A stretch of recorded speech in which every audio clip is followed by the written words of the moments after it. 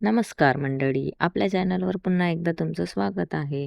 आज आपण जाणार आहोत ओंकारेश्वर ज्योतिर्लिंगाच्या दर्शनासाठी. तर हा प्रवास खूप खास आहे, कारण ही भगवान शिवाच्या 12 ज्योतिर्लिंगांपैकी एक आहे. चला तर मग सुरू करूया आजचा व्लॉग.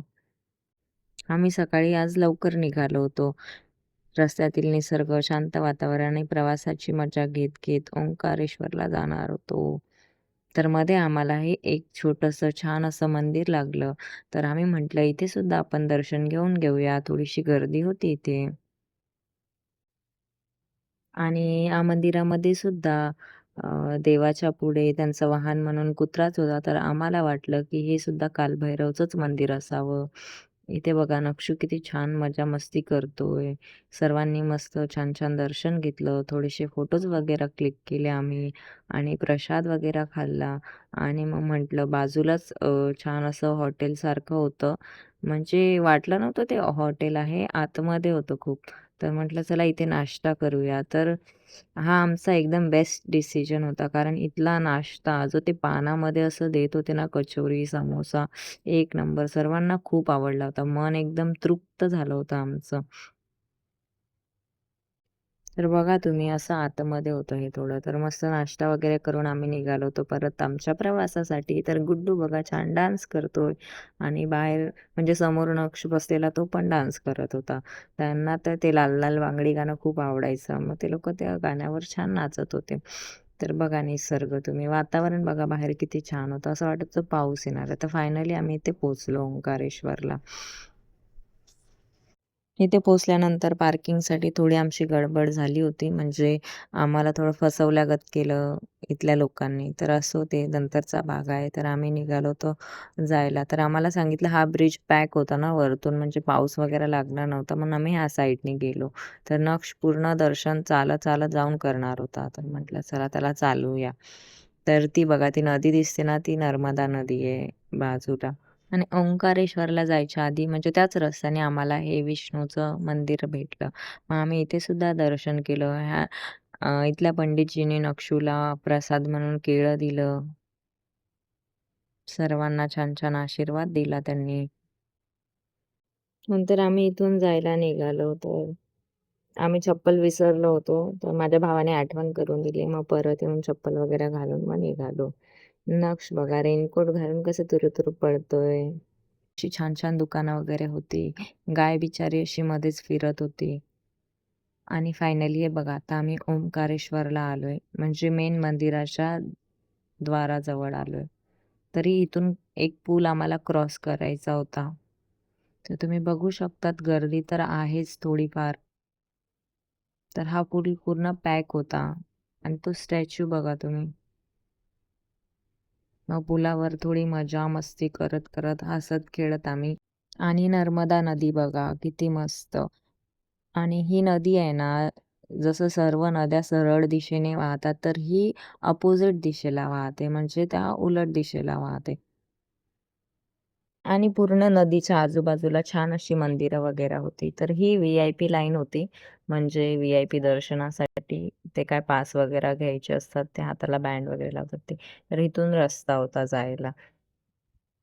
तर आपल्याला शॉपिंगसाठी अशी छान-छान मंदिराच्या बाहेर म्हणजे अशी दुकानं वगैरे होती. काय वस्तू लागतात तर ते घेऊ शकतात. आणि खूप छान अशा वस्तू होत्या.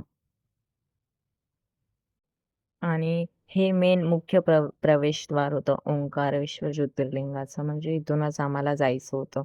एक्झिट सुद्धा इथूनच आहे. तर आम्ही निघालोय. नक्षला बघा कसं चालवतोय आम्ही. आम्हाला माहीत नव्हतं पुढे 4-5 तास आमचे लाईनमध्ये जातील म्हणून. तरी गर्दी खूप असते इथे. मग जसे-जसे लोकं इथून जात होते, तसं-तसं आम्ही सुद्धा जात होतो नदी वगैरे बघत. मस्त छान वाटत होतं. आणि लाईन बघा किती मोठी लाईन होती ही. नंतर आम्ही रेनकोट वगैरे काढलेत. पाऊस थांबला होता आणि इथे काय पाऊस वगैरे लागत नव्हता. तर कंटिन्युअसली आम्ही 5 तास ह्या लाईनमध्ये होते. काही लोकं तर परत येत होते. पण आम्ही विचार केला होता, की आता इथपर्यंत आले तर थोड्याशासाठी कशाला ना रिटर्न जायचं. तर त्यामुळे मग आम्ही थांबले. आणि पोरांनी थोडं सतावलं. थोडंफार आता ॲडजस्ट केलं कसं तरी.